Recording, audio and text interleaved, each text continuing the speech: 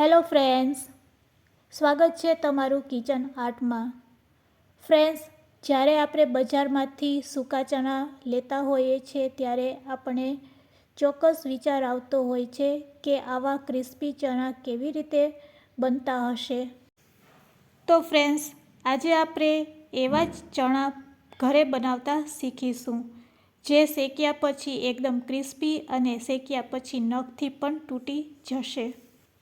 તો આજે આપણે શીખીશું કુકરમાં દેશી ચણા બનાવવાની રીત। રેસીપી સારી લાગે તો લાઈક અને શેર જરૂરથી કરજો। અને જો તમે મારી ચેનલ ઉપર નવા હોય અને મારી ચેનલને હજુ સબસ્ક્રાઈબ ન કરેલ હોય તો સબસ્ક્રાઈબ કરી બાજુનું બેલ બટન દબાવવાનું ભૂલશો નહીં, જેથી કરીને તમને મારા નવા વિડીયોનું નોટિફિકેશન મળતું રહે। કુકરમાં રેતી વગર માત્ર 2 મિનિટમાં જ ગરમા ગરમ ચણા શેકાઈને રેડી થશે। આ રીત ખૂબ જ સરળ અને ઝડપી છે, કોઈ પણ આ ચણા બનાવી શકે છે। તો તેના માટે આપણે સૌપ્રથમ ચણા લેશું। અહીંયા મેં કાળા ચણા પસંદ કરેલા છે, જેને આપણે દેશી ચણા કહેતા હોય છે। આ દેશી ચણાને તમે કાળા ચણા અથવા તો દેશી ચણા કહી શકો છો। બજારમાં બીજી વેરાયટી પણ મળે છે, તેમાંથી પણ આ ચણા તમે બનાવી શકો છો। તો સૌથી પહેલાં આપણે ચણાને સારી રીતે સાફ કરી લેશું। કાકડા, ઝીણા ચણા અને કાણાવાળા ચણાને આપણે દૂર કરી લેશું। આ રીતે ચણાને સાફ કર્યા પછી હવે તેમાં આપણે 1 ચમચી ખાવાનો સોડા એડ કરશું। અહીંયા ખાવાનો સોડા અથવા તો તમે ઈનો લઈ શકો છો, બંનેમાંથી એક વસ્તુ પસંદ કરવાની। અને ચણા પલળે તેટલું જ આપણે પાણી એડ કરશું, એટલે કે 1 ચમચી જેટલું જ આપણે પાણી લેવાનું છે અને હાથેથી આ રીતે તેને મિક્સ કરી લેશું।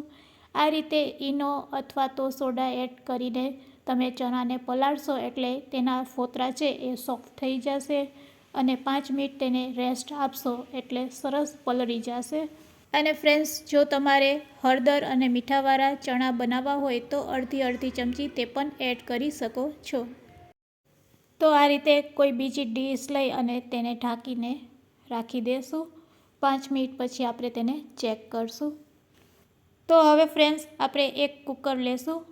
કુકરની પહોળાઈ હોય તેવું કુકર આપણે પસંદ કરશું અને કુકરના ઢાંકણામાંથી આપણે રીંગ કાઢી નાખશું। અહીંયા આપણે ચણા શેકવા માટે કુકરના ઢાંકણાની રીંગ દૂર કરી લેશું। અને જો તમારે સીટી પણ દૂર કરવી હોય તો ઠીક છે, અને સીટી ન કાઢવી હોય તો પણ ઠીક છે, કારણ કે આપણે રીંગ કાઢી લીધી છે એટલે પ્રેશર ભરાવાનું નથી। તો આપણે પ્રેશર ન ભરાય તેના માટે રીંગ અને સીટી બંનેને કુકરના ઢાંકણામાંથી દૂર કરી લેશું। હવે ફ્રેન્ડ્સ, આપણે એક વાટકામાં મીઠું લેશું। અહીંયા આપણે જાડું મીઠું પસંદ નથી કરવાનું, આ રીતનું એકદમ ઝીણું મીઠું આવે છે બજારમાં, તે જ મીઠું આપણે વાપરશું। આપણી પાસે રેતી ન હોય તો આપણે આ રીતે મીઠામાં પણ ચણા શેકી શકીએ છીએ। બજારમાં મળતી શેકેલી વસ્તુ રેતીમાં શેકાતી હોય છે, પણ આજે આપણે ઘરે જ મીઠાના ઉપયોગથી આ ચણા શેકીશું। હવે ફ્રેન્ડ્સ, ગેસની ફ્લેમ ચાલુ કરીશું અને કુકરમાં પહેલાં મીઠું એડ કરી દઈશું। હવે તેને મીડિયમ ફ્લેમ ઉપર આ રીતે શેકી લેશું।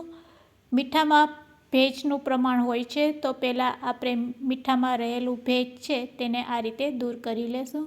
તો તમે જ્યારે તેને શેકતા હશો ત્યારે પહેલાં તે સ્પેચુલામાં ચોંટશે, પણ જેમ જેમ તેને શેકતા જશો તેમ તેમ મીઠું હળવું થતું જશે અને પછી તે સ્પેચુલામાં ચોંટશે પણ નહીં। તો આ રીતે પહેલાં મીઠાને આપણે શેકી લેશું। મીઠામાંથી ભેજનું પ્રમાણ વયું જાય પછી જ આપણે તેમાં ચણા એડ કરી દઈશું। તો હવે તમે જોઈ શકો છો મીઠું છે એ સરસ આપણું શેકાઈ ગયું છે અને 5 મિનિટ પછી તમે ચણાને ચેક કરશો તો ચણા પણ આપણા સરસ પલળી ગયા હશે। તો આ રીતે ચણા સરસ થોડાક કોરા થઈ જાય અને પછી તેને આપણે શેકી શકીએ છીએ। તો ચાલો હવે આપણે તેને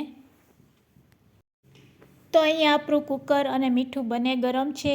મીઠું ગરમ હોય ત્યારે જ આપણે ચણાને તેમાં એડ કરશું। ચણાને એડ કર્યા પછી એકવાર તેને હલાવી લેશું। આ રીતે તેમાં રહેલા મોઇસ્ચરનો ભાગ છે એ મીઠા સાથે ચોંટી જશે અને થોડીક વાર આ રીતે શેકાશે એટલે ચણામાં ચોટેલું મીઠું પણ દૂર થઈ જશે. હવે તેને આપણે ઢાંકી દેશું. કુકરના ઢાંકણાથી તેને ઢાંકીને થોડીક વાર આ રીતે રહેવા દેશું અને પછી વચ્ચે વચ્ચે તેને હલાવતા રહેશું. તો આ જ રીતે થોડીક વાર પછી આપણે કુકરને આ રીતે શેક કરીશું. થોડીક વાર તમે આ રીતે શેક કરતા જશો એટલે ચણા છે એ મીઠા ભેગા ચારે બાજુથી શેકાશે. તો આ રીતે વચ્ચે વચ્ચે આપણે હલાવતા રહેશું 10 મિનિટ માટે. તમે એકવાર વચ્ચે ચેક પણ કરી શકો છો. જો આપણા ચણા છે એ ફૂટવા લાગ્યા છે તો એકવાર તેને આ રીતે ફરીથી હલાવી લેશું અને કુકરના ઢાંકણાથી ફરીથી બંધ કરી દેશું. 5 મિનિટ માટે હજી તેને શેકી લેશું. આ રીતે તેને હલાવતા જશું અને 5 મિનિટ માટે તેને શેકી લેશું. 5 મિનિટ પછી હવે આપણે કુકરનું ઢાંકણું ખોલીશું. તો ફ્રેન્ડ્સ, સરસ આપણા ચણા શેકાઈ ગયા છે. તમે જોઈ શકો છો. ગેસની ફ્લેમ બંધ કરી દેશું.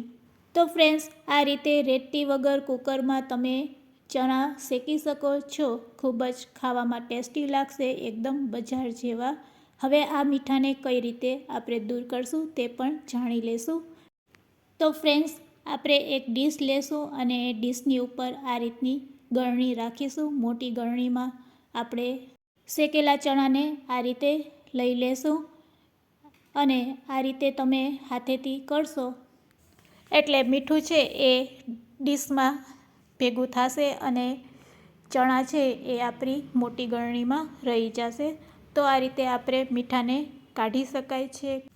ખૂબ જ સહેલી રીત છે. હવે આપણે શેકેલા ચણાને પ્લેટમાં લઈ લેશું. ફ્રેન્ડ્સ, જે ઝીણા ચણા હશે તે કારા રહી જશે, બાકી બધા ચણા સરસ ફૂટીને રેડી થઈ જશે. તો રેડી છે આપણા શેકેલા ચણા, એકદમ ક્રિસ્પી અને નખેથી તૂટી જાય તેવા. તો આજની આ રેસીપી તમને કેવી લાગી તે મને કમેન્ટ્સમાં જરૂરથી કહેજો અને રેસીપી સારી લાગી હોય તો શેર કરવાનું ભૂલશો નહીં. Thanks for watching.